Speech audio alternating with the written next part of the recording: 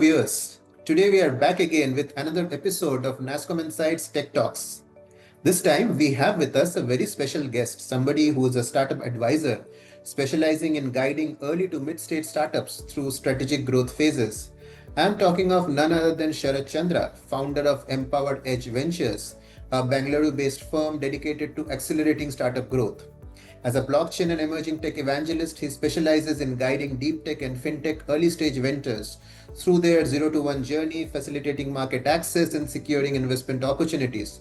Sharat is also a co founder of the India Blockchain Forum. With over a decade of experience, he has mentored startups through platforms like Rise by Barclays, GMR Airport Group's Innovex, and Karnataka government's FinTech COE. His mission is to empower startups by fostering innovation and strategic collaboration.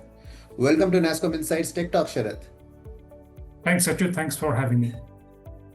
Great. So I think, Sharat, the role of tech startups in making our day-to-day life easy is quite well known. We see them all the time in the apps and in front of us on the roads, right?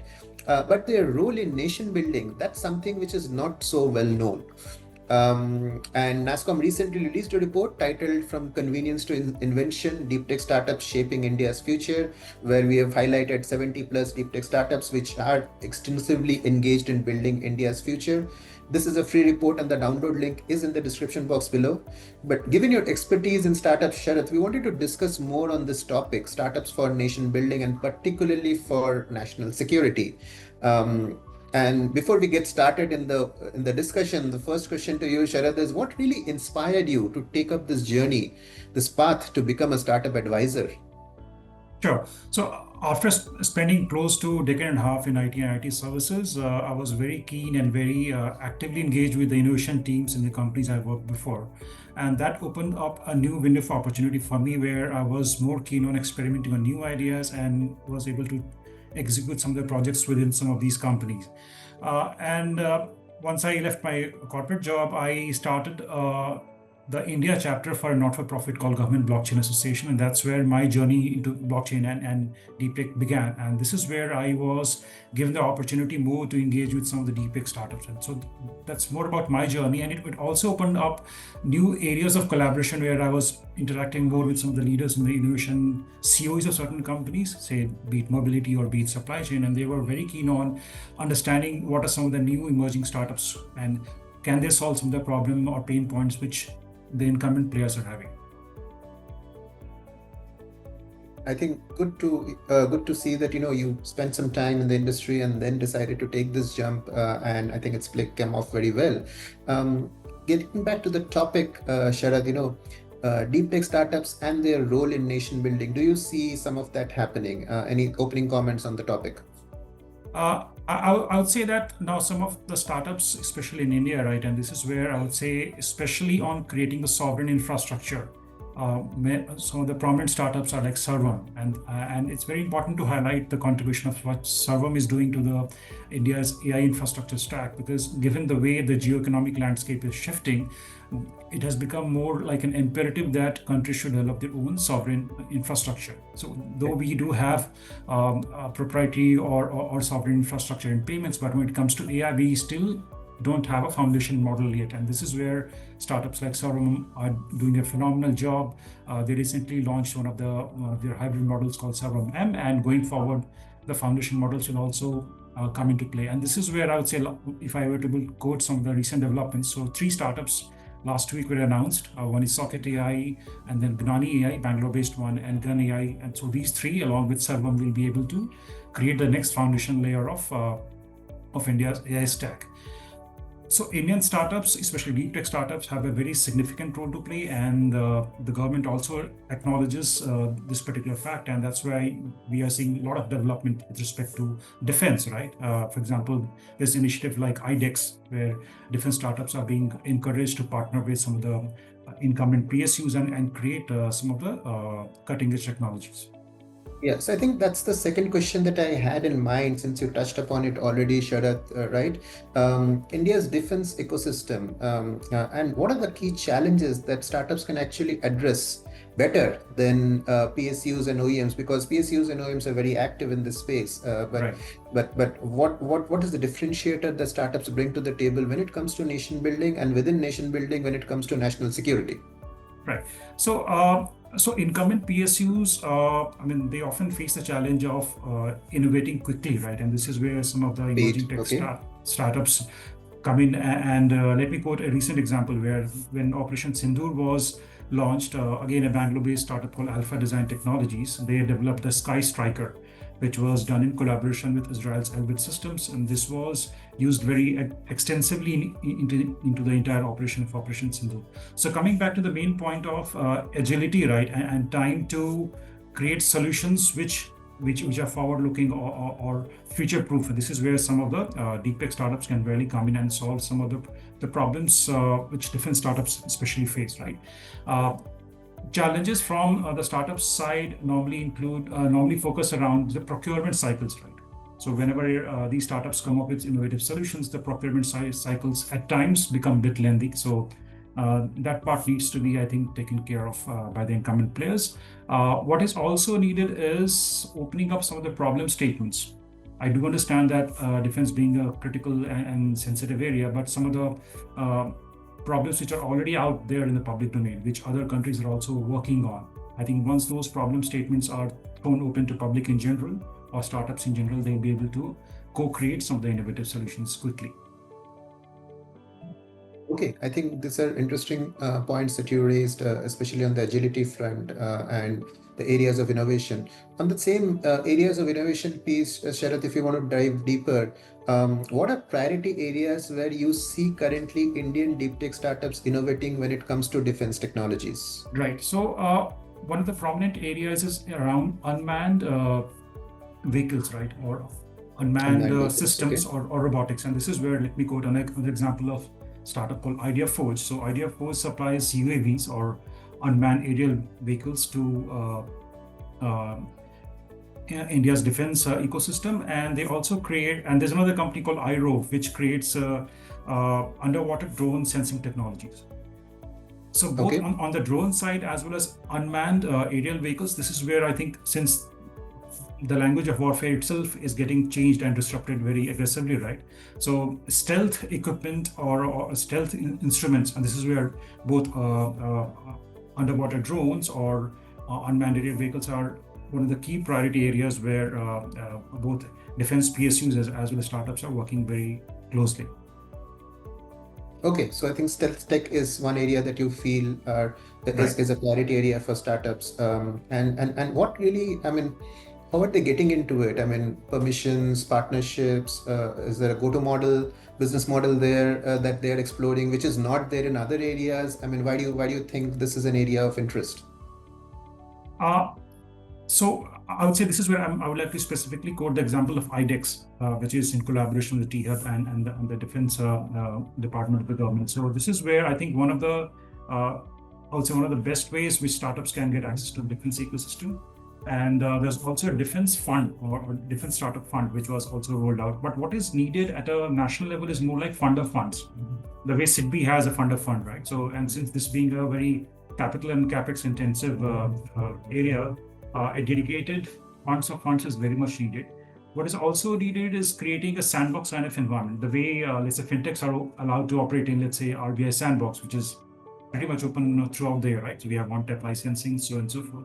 Similarly, sandbox, which is regulatory sandbox or DevTech sandbox, which is open to all throughout the year. And this is where the defense ministry can come up with problem statements and open that up for startups to come and innovate.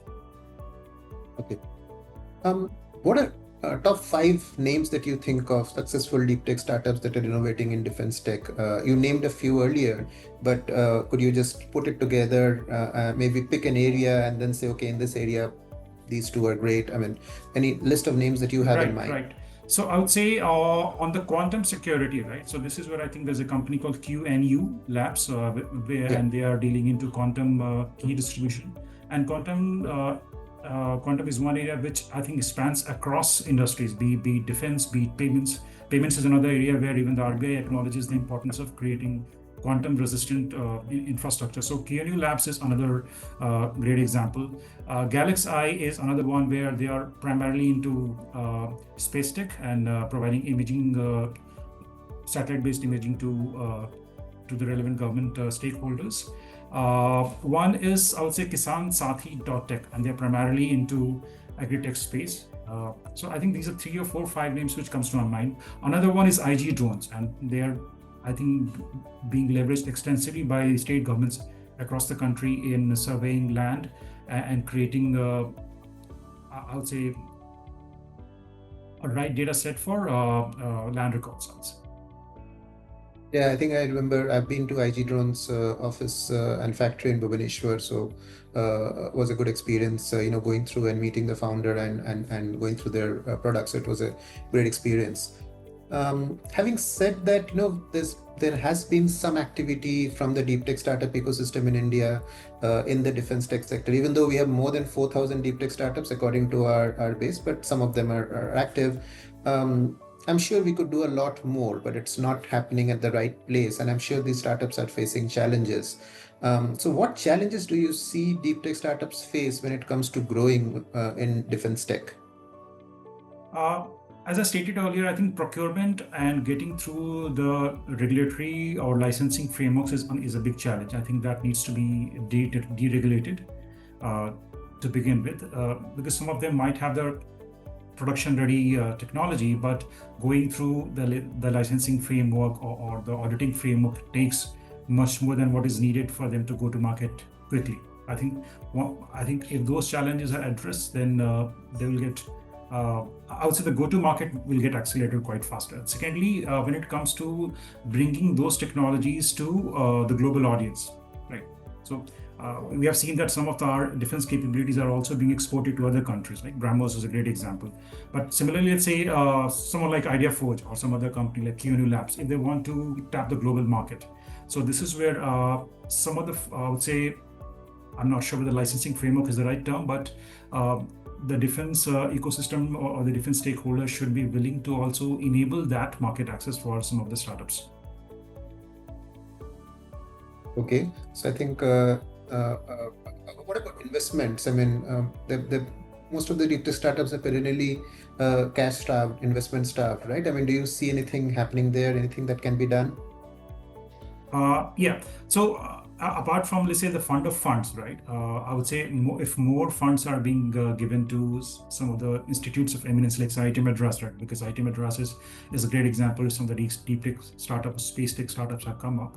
So giving more funds to these institutes so that they in turn are able to deploy the capital to the required startups will be one. And allowing more foreign capital into this particular space, or allowing more private equity firms or capital creating bodies to come and invest in these particular sectors, right? Because this being a sensitive area, if the flow of capital can be eased out a bit, that will also support the industry. Yeah, and you touched upon a good point, Sharat, when you say this is a sensitive area. So how do you ensure that security of the solutions, the secrecy, IP protection, right? I mean, these are important pieces without which, I think government procurement with startups will always be tough. So any suggestions around these lines? I would say as long as there is IP sharing agreement with the government itself, right? There, I would say, I'm pretty sure there are people in the ministry who are well versed with protecting some of the, let's say, mission critical patents, and they'll be in a better position to help us navigate through how do we do the fine balancing of exporting these technologies to new markets, but also protecting our best interests. Great. And I'm assuming you're very positive about growth of deep tech startups in this space for nation building and especially for defense. Yeah, very much, very optimistic, very sanguine about the industry. Are there any particular areas you have in mind 5 years down the line you'll probably see as hot areas where startups are innovating when it comes to national security? You did touch upon some of them in the discussion, but to Quantum. summarize, are there your top 3 or 4 areas that you want to close off this discussion on? Quantum is one, quantum and AI. Quantum, okay. Yeah, cybersecurity, because these three in conjunction anyways contribute to cybersecurity, right? You need robust AI systems, and then also you need to have systems which are quantum resistant, so that you have a secure ecosystem of players who can contribute to nation building. Okay, great. So thanks, Sharat. Thank you for your insights on this very important topic. Viewers, I hope you like this episode of Tech Talks, Nasscom Insights Tech Talks. Again, as I say, what startups do for nation building, for national security is not easily seen, but I hope you've got some good names from good examples from Sharat also in this video. For more, you could always download our report that has more than 70 companies which are active in this space. Please like, share, and subscribe to the Nasscom Insights channel. And we look forward to putting together more such content pretty soon. Thank you.